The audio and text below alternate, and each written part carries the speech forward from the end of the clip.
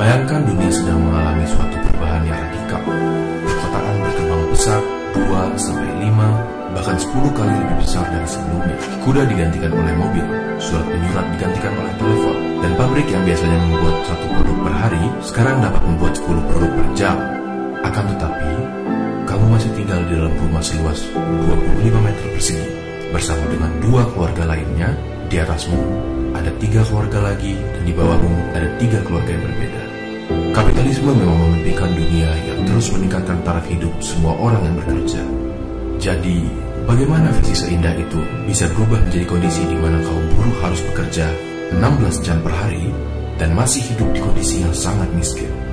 Di abad ke-19, negara-negara Eropa sedang berkembang dengan pesat. Era ini disebut dengan Industrial Revolution atau revolusi industrial. Akan tetapi, di balik kemegahan kota-kota ini dan perkembangan yang sangat pesat tersebut, pakar ekonomi menyadari bahwa ada masalah dengan sistem kapitalisme.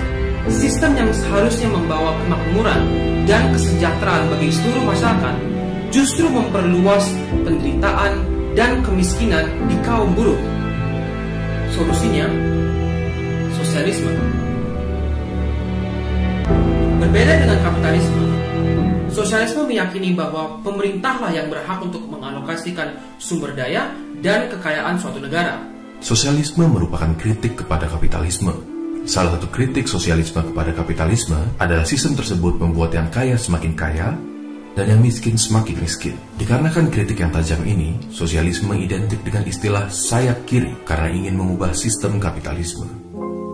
Louis Blanc, seorang pakar ekonomi, mengatakan bahwa sosialisme adalah sistem ekonomi di mana semua orang mendapat pekerjaan dan tiap orang dibayar dengan gaji yang setara dengan pekerjaan mereka masing-masing. Blanc merasa bahwa pemerintah harus mampu membuka bisnis untuk membuka lapangan pekerjaan, dan dia juga menyatakan untuk setiap orang sesuai dengan kemampuan mereka dan kepada setiap orang sesuai dengan kebutuhan mereka.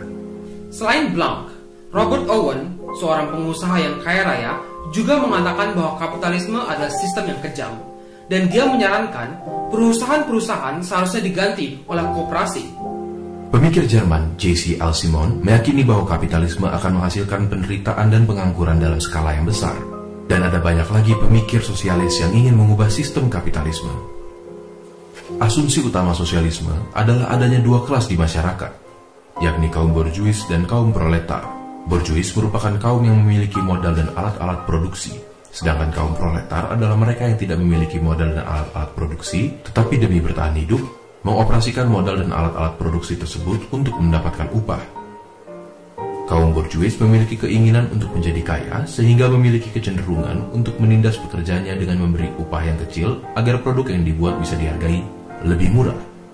Terlebih lagi, keuntungan atau profit yang berasal dari penjualan akan masuk ke kantung para borjuis.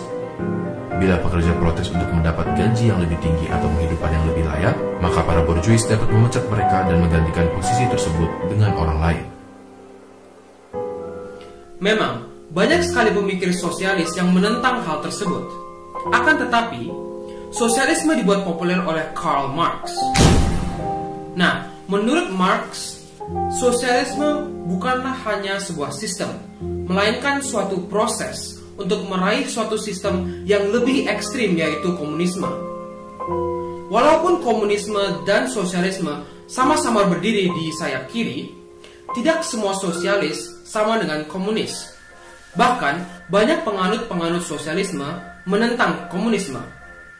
Di dalam sosialisme, properti pribadi akan diganti dengan kepemilikan bersama, kekuatan politik dan ekonomi akan dimiliki oleh negara, pajak yang tinggi akan diterapkan dan perusahaan akan dikuasai oleh negara. Akan tetapi, sosialisme masih memiliki elemen kapitalisme di mana individu memiliki self-interest dan harus diberikan upah untuk bekerja. Konsep negara dan uang juga masih ada dalam sosialisme. Sedangkan pada komunisme, negara, perbedaan kelas, kepemilikan pribadi, bahkan uang akan hilang.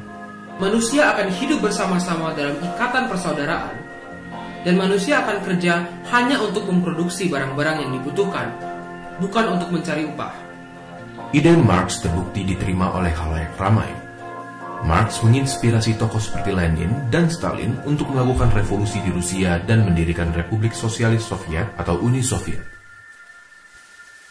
Perseteruan antara sistem sosialisme dan kapitalisme berujung pada perang dingin antara blok timur dan blok barat. Ketika blok barat memenangkan perang dingin, ide-ide sosialisme mengalami kemunduran. Negara-negara seperti Jerman Timur, Polandia, Hungaria, Vietnam, Kamboja, dan lain-lain mulai meninggalkan ide-ide sosialisme dan memegang ide-ide seperti pasar bebas dan kapitalisme. Dalam bukunya The End of History, Francis Fukuyama mengatakan bahwa perpaduan ide-ide liberalisme, kapitalisme, dan demokrasi telah mengalahkan komunisme dalam panggung global. Apakah itu artinya sosialisme sudah punah? Tidak. Sosialisme masih ada dalam bentuk yang lebih demokratis dan modern, di mana pemerintah berperan untuk meningkatkan kesejahteraan rakyat melalui program sosial dan regulasi pasar.